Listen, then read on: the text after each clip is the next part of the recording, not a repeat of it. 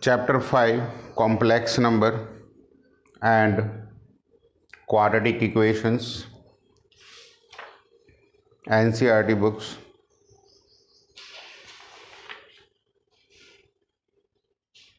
First point,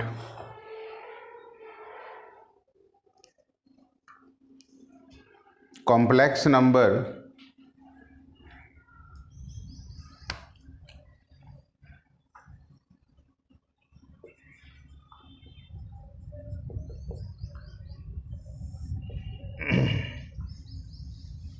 it is used to solve the quadratic equation whose discriminant b square minus 4ac is negative.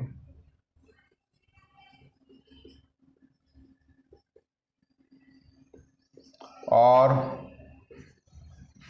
to solve the equations whose square quantity is negative.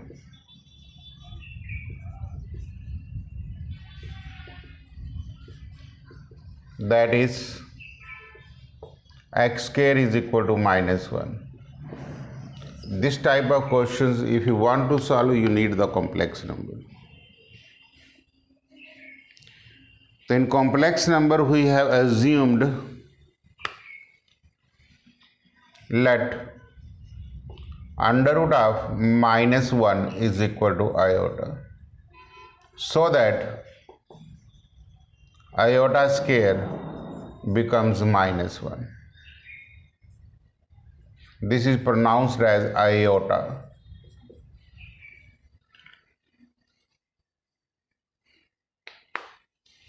Now, every complex number has two parts and it is represented by z is equal to a plus iota b, where a is called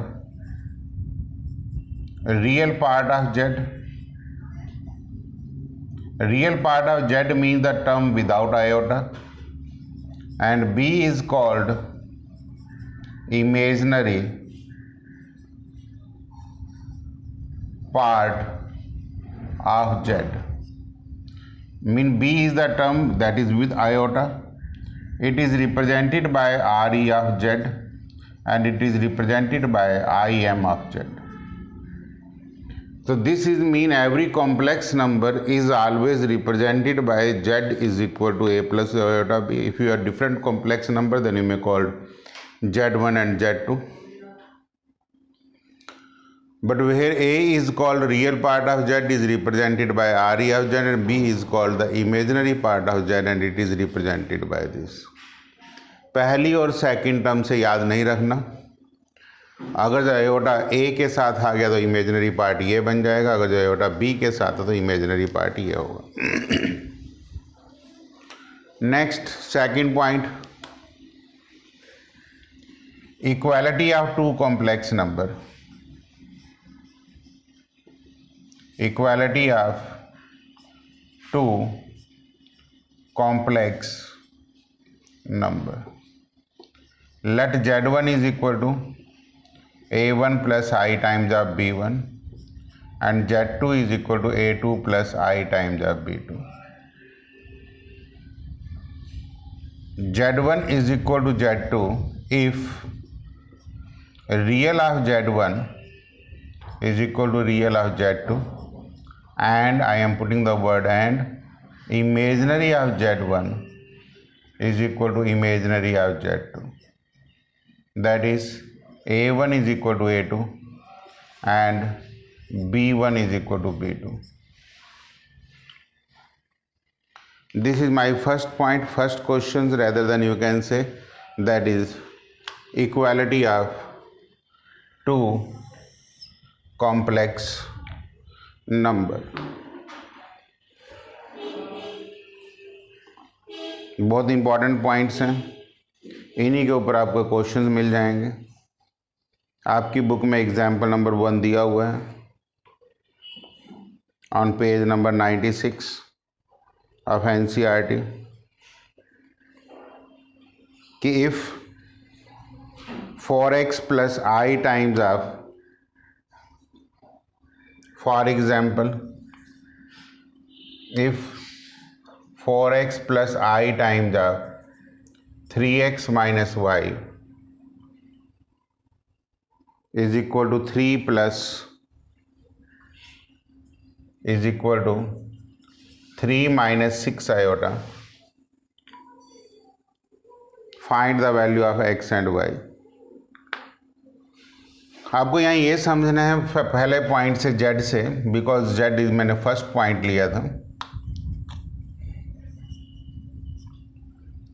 कि x plus iota y, this is real part, this is imaginary, this is real, this is imaginary, and in between them is equal to mean equality of two complex number. तो यहाँ पे आप कहेंगे equality of means equating real and imaginary parts. तो 4x is equal to 3 and 3x minus y is equal to minus 6। x is equal to 3 by 4 from here. By substitution x is equal to 3 by 4, you will get the value of y, that is 9 by 4 plus 6 is equal to y. This implies y is equal to 33 by 4.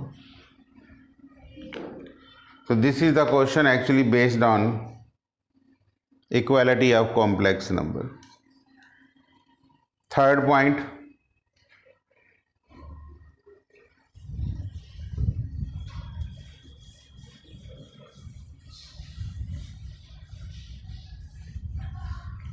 point number 3, addition and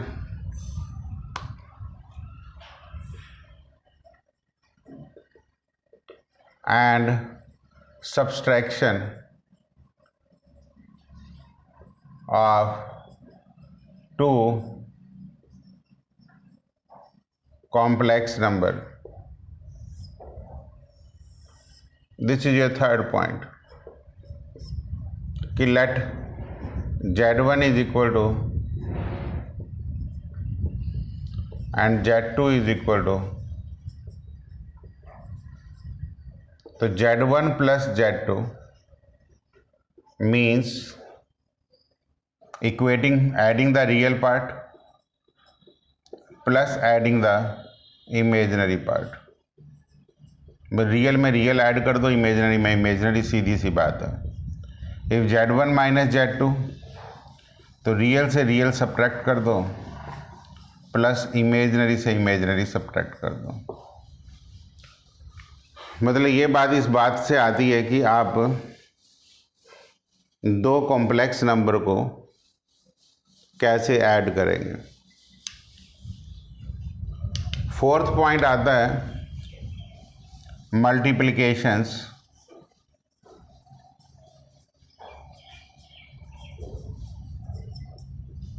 of two complex number, z1 into z2, that is a1 plus I times of b1 into a2, बस simple multiplication algebra वाली, a1 a2, फिर a1 को इससे करेंगे I times of a1 b2, फिर b को करेंगे फिर I आयोटा स्क्वायर b2। अब आपको ये पता लग गया कि जो आयोटा स्क्वायर है वो -1 है, तो रियल पार्ट अलग कर दो और इमेजिनरी पार्ट अलग कर लो।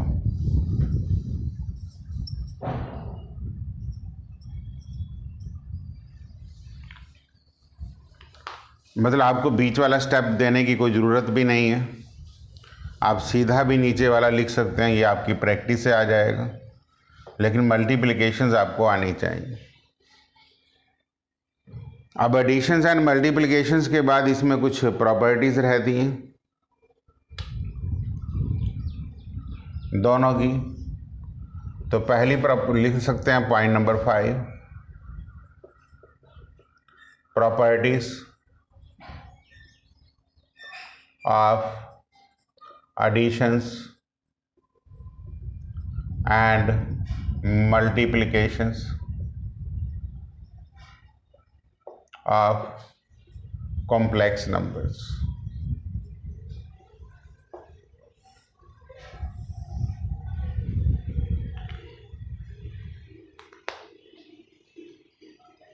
पहली प्रॉपर्टी का नाम क्लोजर लॉ है, द क्लोजर लॉ।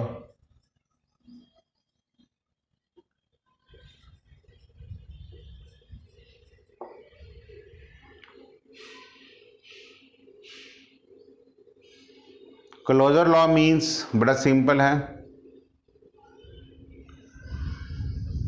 कि इन केस ऑफ एडिशंस कि Z1 प्लस Z2 जब आप ऐड करते हैं तो वो जो आंसर आएगा वो कॉम्प्लेक्स नंबर को बिलोंग करना चाहिए। सिमिलरली Z1 इंटू Z2 भी कॉम्प्लेक्स नंबर होना चाहिए। अगर जो दो कॉम्प्लेक्स नंबरों को ऐड करके आंसर कॉम्प्लेक्स में आ जाए तो क्लोजर प्रॉपर्टी है। और मल्टीप्लाई करके जैसे आप देखेंगे, आपने दो कॉम्प्लेक्स नंबर लिए, ऐड किया, ये भी कॉम्प्लेक्स है, मल्टीप्लाई किया, ये भी कॉम्प्लेक्स है, इसलिए क्लोजर प्रॉपर्टी दोनों ही केसेस में हमेशा ट्रू होती हैं। कॉम्यूटेटिव एंड एसोसिएटिव बड़ी सिंपल रहती हैं। कॉम्यूटेटिव प्रॉपर्टी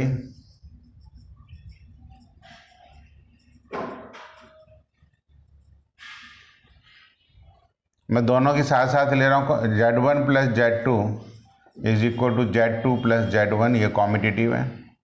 और मल्टीप्लिकेशन किया Z1 into Z2 is equal to Z2 into Z1। Third associative,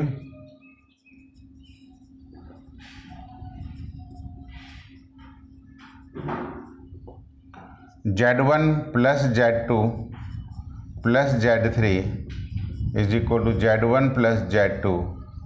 इनके ऑर्डर चेंज नहीं होते, बट ये रहती है एडिशन के लिए। और मल्टीप्लिकेशन के लिए Z1 Z2 Z3 is equal to Z1 Z2 into Z3।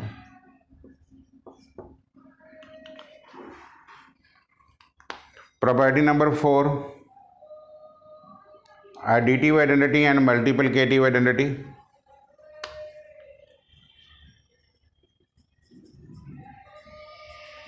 additive identity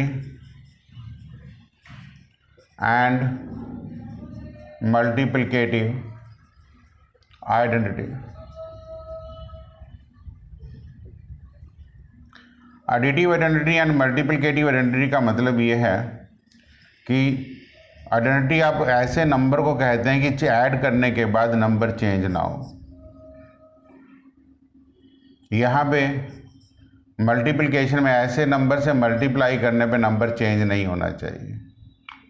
इसका मतलब additive identity 0 plus i times of 0 is called additive identity.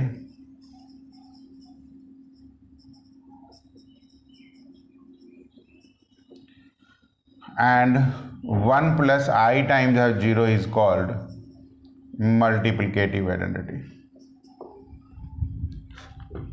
दोबारा सुन लीजिए, आइडेंटिटी का मतलब मैंने ये बताया,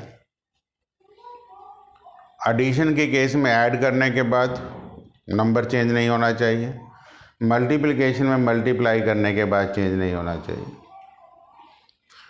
इसलिए additive identity 0 plus i times of 0 होगी और multiplicative identity 1 plus i times of 0 होगी।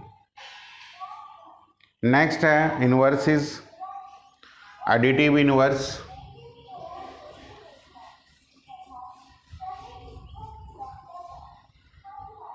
And multiplicative inverse. Fifth properties है additive inverse and multiplicative inverse. Inverse का मतलब है कि दो कॉम्प्लेक्स नंबरों को ऐड करने से आंसर आइडेंटिटी आना चाहिए। If Z1 plus Z2 is your identity or Z1 into Z2 is your multiplicative identity, then Z2 is the additive inverse of Z1 and Z2 is the multiplicative inverse of Z1.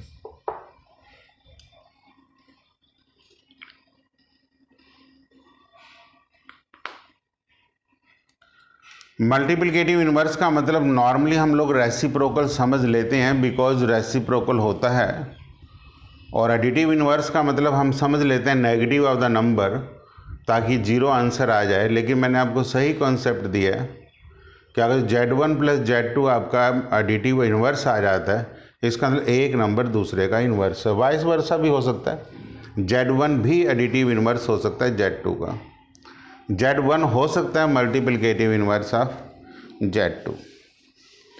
तो ये बातें आपको ध्यान में रखनी होंगी।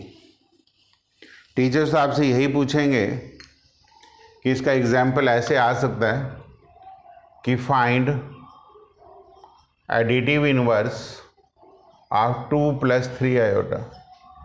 आप कहेंगे let 2 plus 3 iota plus Z is equal to 0 plus iota 0।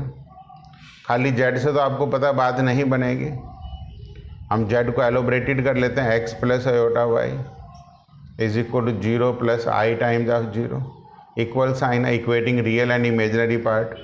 तो 2 plus x is equal to 0 and y plus 3 equal to 0।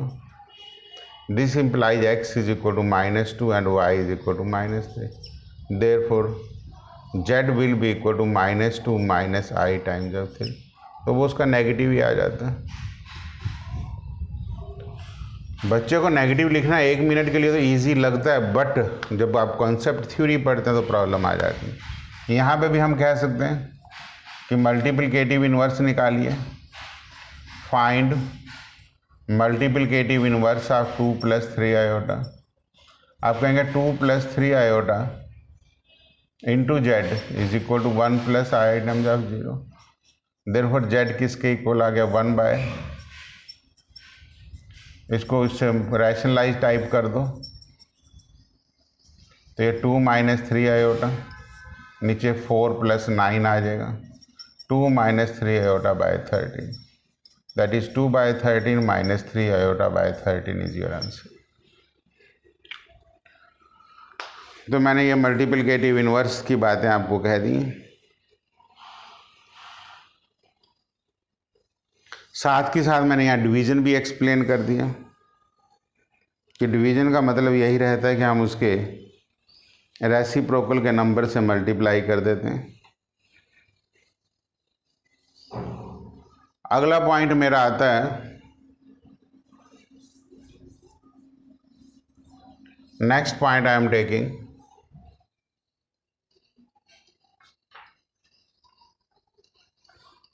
Point number 4,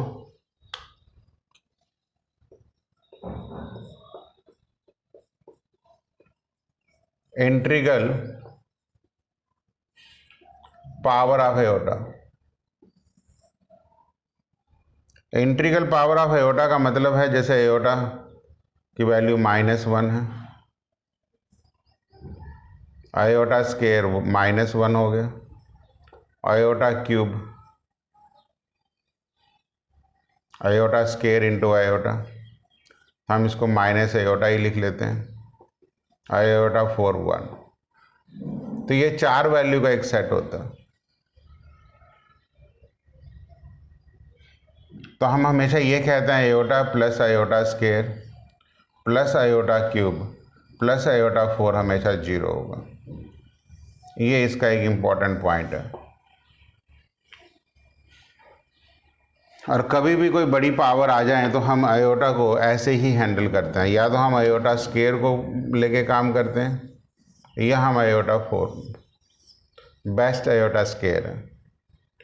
for example if I ask iota raise to power 37 की क्या value होगी, तो आप iota square 18 लिख देंगे into iota, means -1 की power 18 into iota, answer is iota. कोई आपसे पूछे 1/आयोटा की क्या वैल्यू होगी, तो आप कहेंगे 1/आयोटा से मल्टीप्लाई एंड डिवाइड, ये आयोटा आ जाएगा, नीचे iota square, answer is -iota.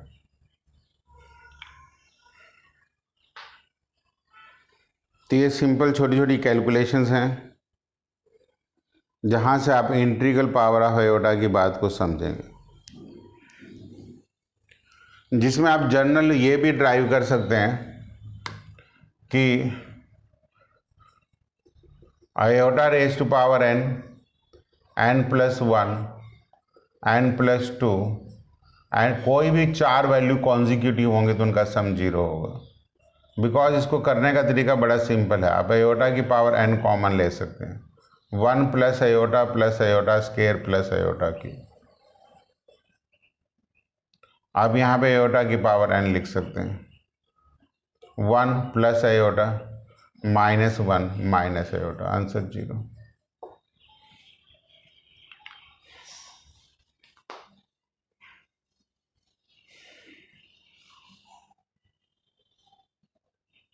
Next है लास्ट पॉइंट आज का, square root of a negative real number. Point number 5, square root of a negative real number.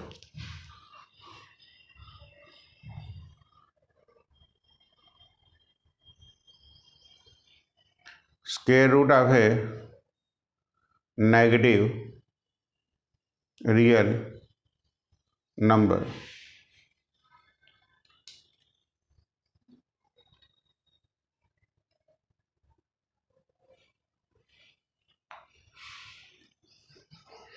वो क्या होगा square root of a negative real numbers? For example point number 5 है, square root of negative real number. For example √(-3) आ जाए तो आप इसको iota times of √3 लिखेंगे। कोई आपसे ये पूछ रहे √a × √b दोनों मल्टीप्लाई करके क्या आएंगे, आप लिखेंगे iota times of √a × iota times of √b, this will be equal to iota square times of √ab।